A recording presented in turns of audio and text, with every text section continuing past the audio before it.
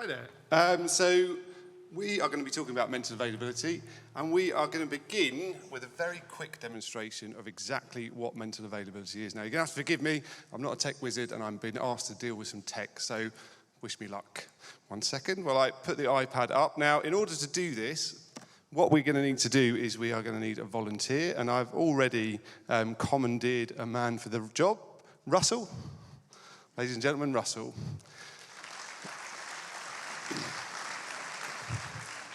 Now, what Russell and I are going to do, Russell and I are going to have a game of Pictionary, okay? Now, in this game of Pictionary, Russell is going to be drawing a series of brands based on the cues that I give him.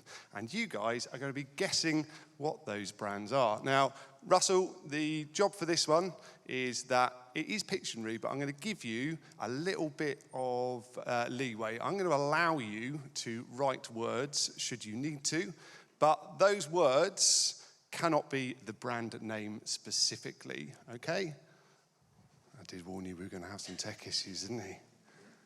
Right, we are nearly there. So Russell, all understood. Guys, you're going to be guessing, Russell, you're going to be drawing. My fate lies in your hands. If it's a shit show, it's your fault, not mine. Rachel, could I ask you to start a 45-second timer? You've already got a head start there. So Russell, your cue is going to be this, right? Savoury snacks to enjoy while watching the football. Yeah, oh, we've already got a clue there, haven't you? Oh, yeah.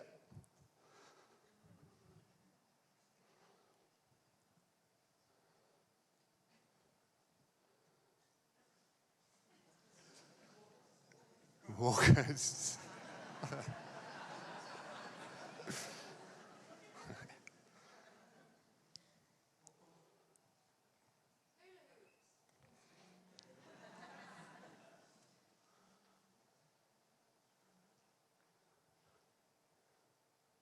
Dreadful handwriting.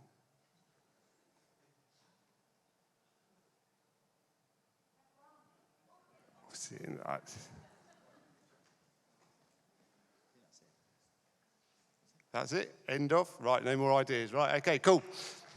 Russell, thank you very much. Right, this is just going to take me a second to get back in.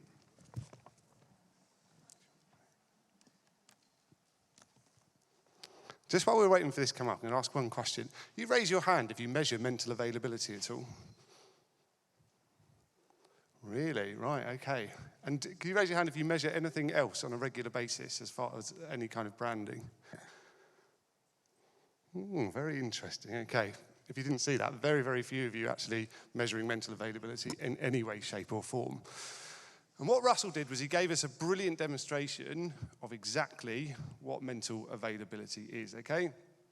He took a cue, okay? And essentially a cue is what we refer to as a category entry point. They are the cues that category buyers use in order to access their memories in a buying situation, okay? And these things are often referred to as the building blocks of mental availability.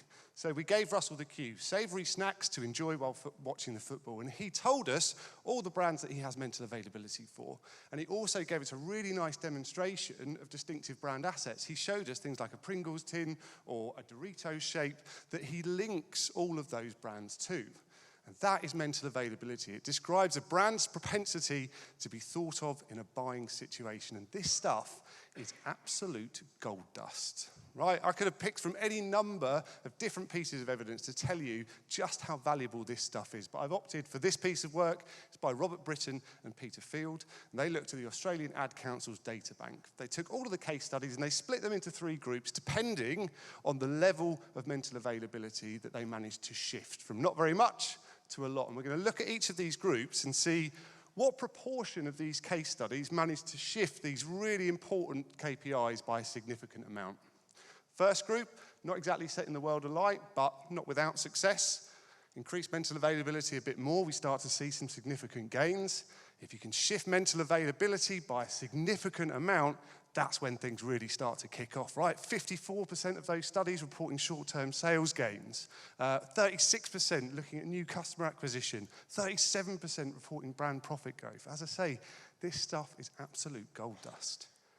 But when I speak to people about mental availability, I'm always astounded that either it's wrongly assumed that it's brand awareness, it's not, right? Or people refer to it as this kind of mythical, almost magical being, when it's not. This is something that you can study and track, right? And when you do that, you can start to do wonderful things. And that's what we did. At Clear Channel, we specifically looked at 3 categories to try and demonstrate what mental availability is. We followed the work of the Arenberg Bass Institute in order to do this. And the first thing that you do on your mental availability journey is this. You have to identify those building blocks, those category entry points.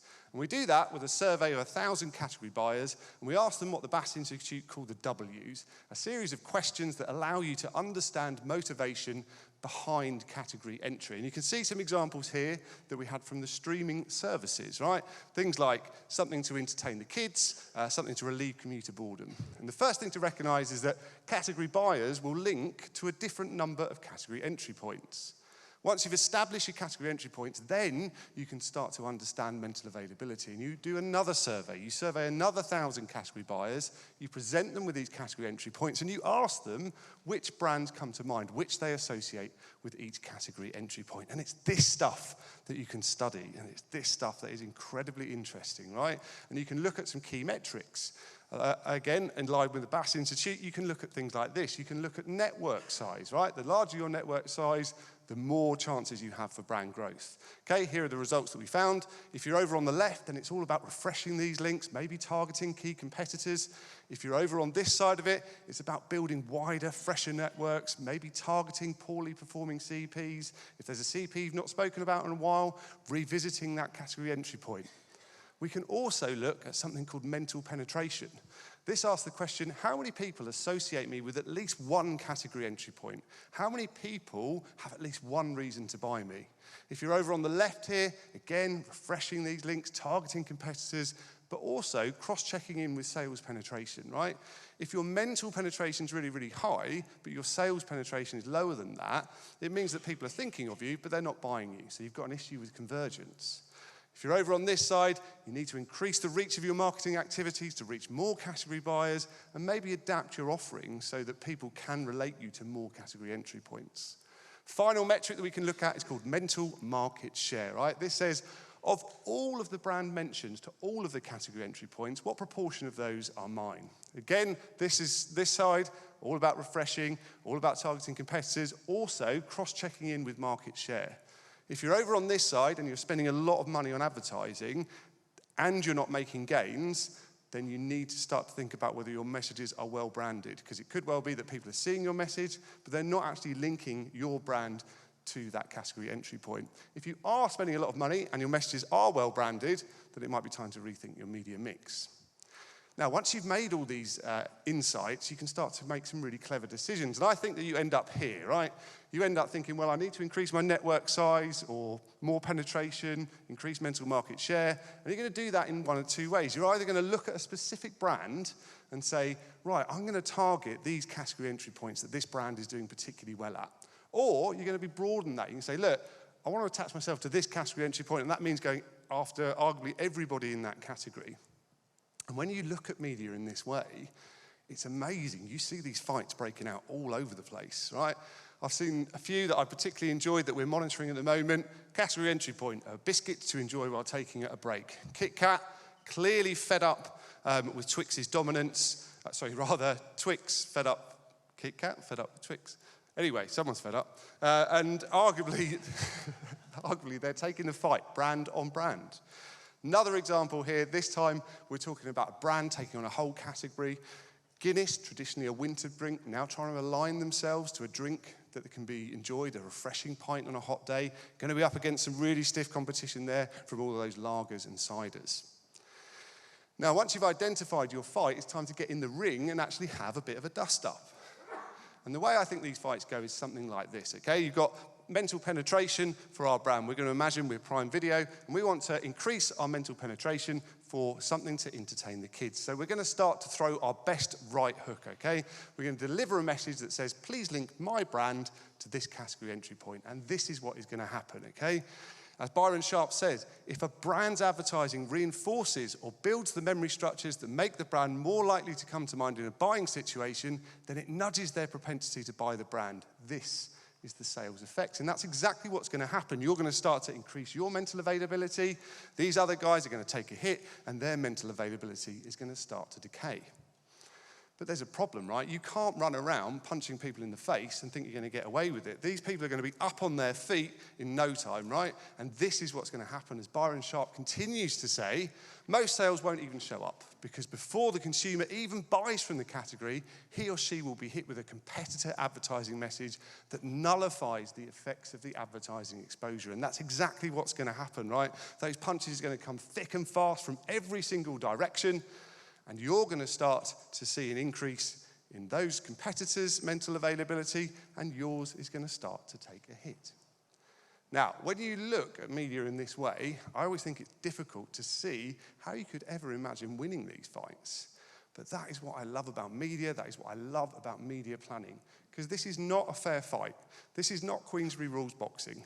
This is bare knuckle, anything goes boxing. And there are certain tactics that you can employ to nudge the odds of winning these fights in your favor. I'm going to share with you 3 knockout blows to winning mental availability. The first of which is this: you've got to punch above your weight. Now, when I refer to punching above your weight, I refer to something called extra share of voice. This is, if you're not familiar with it, arguably a rule of thumb that says, broadly speaking, you should be spending more as a percentage of total category media spend than your market share. So if my market share is 20%, I should be spending more than 20% of category advertising spend.